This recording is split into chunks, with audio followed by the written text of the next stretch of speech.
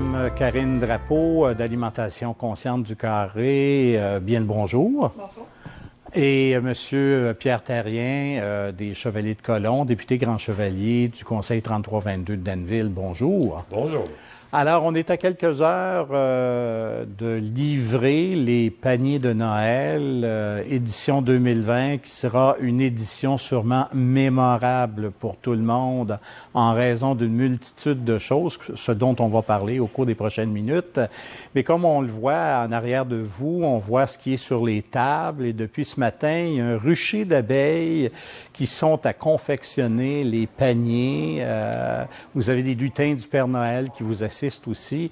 Alors, c'est vraiment quelque chose en considérant que, bon, les chevaliers, pour des raisons qui ont déjà été expliquées en relation avec la pandémie, tout ça, et l'âge des membres qui s'impliquaient normalement, ont été obligés de passer le flambeau. Et Karine, à main levée ou à pied levé, ou tu as décidé spontanément, toi, de prendre la relève.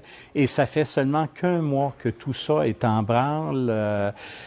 Comment tu as vécu ton expérience? Là, dans quelques heures, c'est la fin. Comment tu as vécu ça? Ça a été une très, très belle expérience.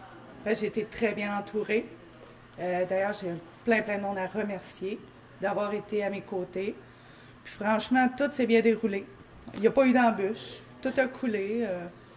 Est-ce que ça a été une révélation pour toi? Est-ce que tu t'attendais d'avoir autant de gens qui s'impliqueraient, qui vraiment là, feraient quelque chose, mettraient l'épaule à la roue, décideraient d'embarquer dans le projet? Parce que quand même, ça fait juste un mois, là, vous avez pris la relève des chevaliers qui étaient là déjà depuis quelques années, quelques bonnes années, mais c'est quelque chose là, d'avoir vraiment décidé de prendre la relève à pied levé. T'attendais-tu que ça... Est-ce que tu t'attendais à ce que ça tourne aussi rondement, tout ça? Je pense que oui. Oui, j'avais pas d'inquiétude. Quelles sont les belles... J'étais positive dans tout le projet, là. J'avais pas vraiment d'attente. Quelles sont les belles découvertes que tu as faites là, depuis un mois? Parce que j'imagine que tu es allé de découverte en découverte ou tu es allé de... Les gens. Ouais. Ah oui, les gens. J'ai fait plein de belles rencontres. C'était extraordinaire. Puis je me suis rendu compte aussi que les gens aimaient aider. Les gens sont hyper généreux de leur temps. C'est ça, de leur temps, de l'argent, puis ils n'ont pas peur de mettre la main dans leur poche et de donner. Ouais. Et je pense aussi que les commerces, les entreprises, ça a été la même chose, ça a été quelque chose. Oui, bien, on avait les boîtes qui étaient dans chaque commerce. Ça a été vraiment un succès, là. Les gens, Ils ont répondu? Ah oui, oui. C'était l'abondance. On a reçu l'abondance qui nous a permis de tout garnir, autant en argent, autant en dons, en denrées, je veux dire. Donc, ce que tu t'es rendu compte, c'est que les gens, la communauté de Danville était derrière toi, puis voulait aider son monde. Oui, j'ai senti que c'était vraiment important pour eux autres.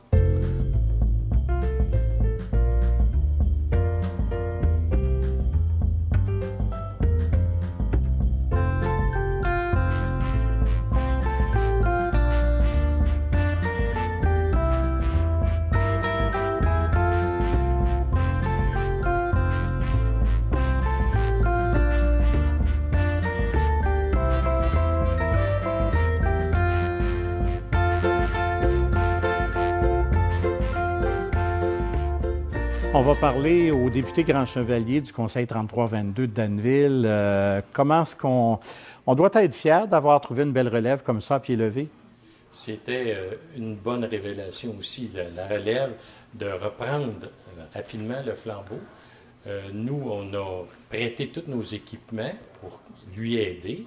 Elle a pu faire les cuisines ici, elle a trouvé un beau commerce pour pouvoir faire tout.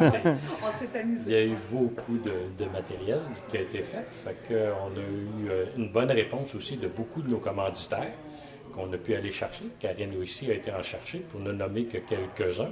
J'en ai une bonne liste. OK. Donc, ça a été vraiment, ce que vous avez découvert, c'est que au fil des heures, des jours, il s'est développé une belle complicité avec Karine et avec les autres qui se sont impliqués. Parce que j'imagine que cette année, il y a bien des gens que vous n'aviez pas vus qui se sont impliqués ou des nouvelles personnes, des nouveaux visages, tout ça qui se sont impliqués dans l'œuvre des paniers de Noël.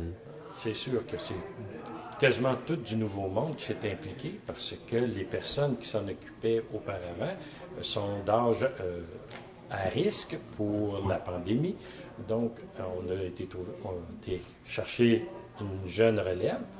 On espère aussi avoir des nouveaux membres plus jeunes pour pouvoir continuer ce travail qui est quand même un beau travail et qui est valorisant pour tous ceux qui le font. C'est vraiment une entraide là, qui rapproche tout un village.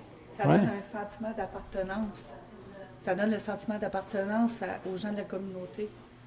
C'est ça, de faire quelque chose pour sa communauté, vraiment s'impliquer activement là, au cœur de la communauté.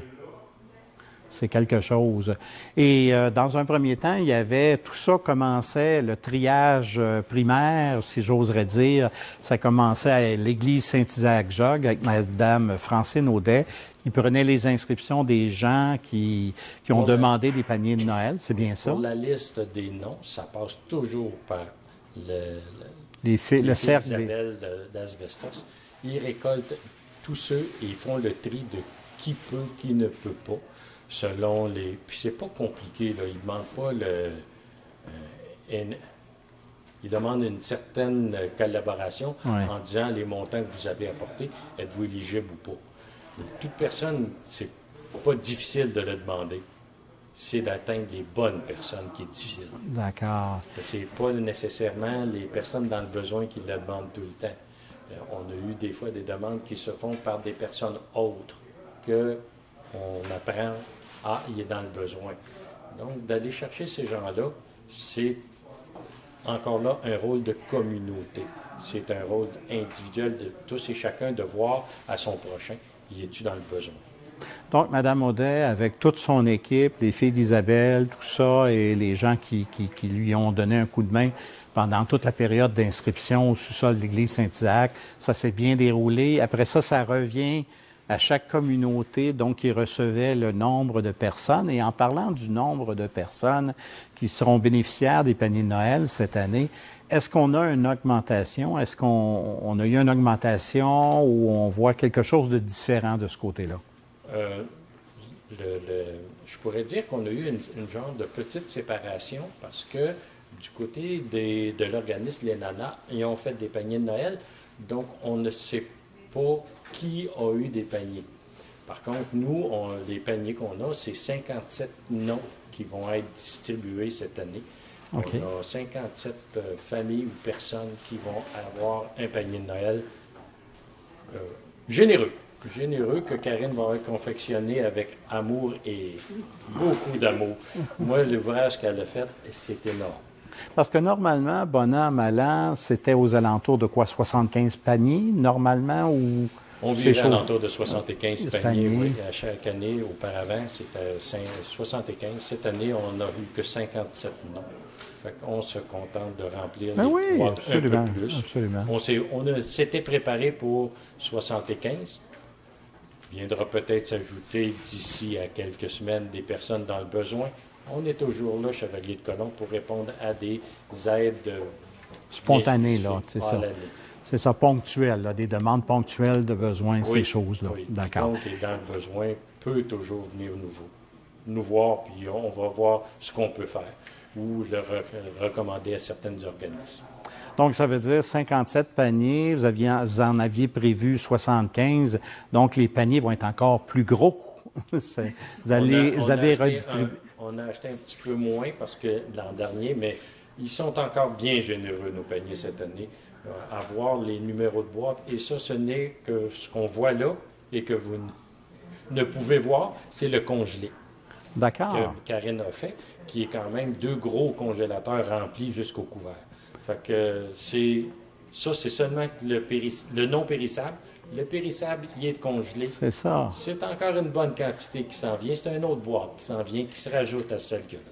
Quand vous parlez du périssable, c'est vraiment des trucs prêts à manger que vous avez confectionnés, là. Bien, que j'ai confectionné Avec votre mon équipe, ouais, avec votre équipe de lutins. Oui. Et vous aviez, en tout et partout, vous aviez sur votre équipe, vous êtes entouré de combien de personnes qui ont œuvré à la cause? Je dirais une quinzaine de personnes. Une quinzaine de personnes qui ont été présentes, là, puis ont vraiment donné un coup On a de eu main. plusieurs journées de cuisine, de prêt à manger. J'ai eu une belle équipe de 12 personnes. L'énergie était géniale. Puis à côté de ça, les gens pour ramasser les boîtes, même des enfants qui se sont impliqués. Oh! Fait que c'était bien, vraiment bien. Ah ben c'est quelque chose, ça. C'est vraiment, vraiment quelque chose. C'est vraiment phénoménal. Moi, je me souviens au début, quand on a fait notre entrevue de départ, là, il y a à peu près un mois, on ne savait pas dans quoi qu'on se lançait. C'était tout un défi, c'était une aventure en quelque sorte. Mais là, un mois plus tard, les surprises sont là. J'imagine que ça doit être vraiment un réconfort pour vous qui, un jour, quand les Chevaliers, l'article était passé dans l'actualité, l'étincelle, que les Chevaliers ne pouvaient pas cette année, pour les raisons mentionnées par M. Terrien, c'était pas possible, mais que vous avez dit « Oh non, hey, ça se peut pas, je fais quelque chose. Bien, ça me prouve, j'ai appris encore une fois que faire confiance à la vie, ça porte fruit. Ah, c'est bon, c'est bon. La vie est généreuse, est bonne. Ouais.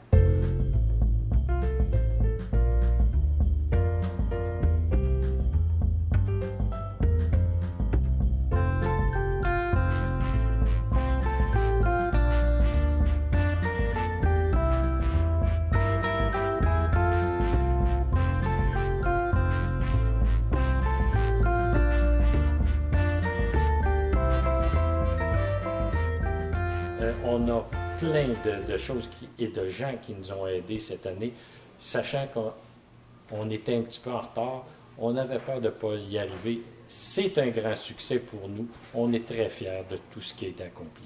Mais les gens, la communauté était derrière vous, justement, en prenant conscience que là, on arrivait, là, on était proche de la fête, de la période du temps des fêtes, ces choses-là. La communauté s'est mobilisée. Il y a eu une mobilisation, là, une solidarité. Là. Ouais. Quand même un sentiment d'urgence. Ouais. On est tous pris par ça un peu. C'est sûr que ça a dû aider. Ça l'a aidé, ça a été quelque chose. Donc, ça a été vraiment une belle expérience. C'est une expérience à répéter? Sûrement à répéter, oui. Espérons pas les masques toujours, parce que là, on parle pas de masques, mais tous les bénévoles qui ont travaillé étaient à la journée longue ici avec un masque. C'est pas évident. C'est des contraintes qui ont été pas faciles. Puis même la collecte va être différente. Il n'y a pas personne qui rentre en dedans, tout se fait à l'extérieur, il n'y a pas d'échange de toucher. Les personnes qui vont avoir des livraisons, ben c'est sur le palier, puis ils récoltent au palier.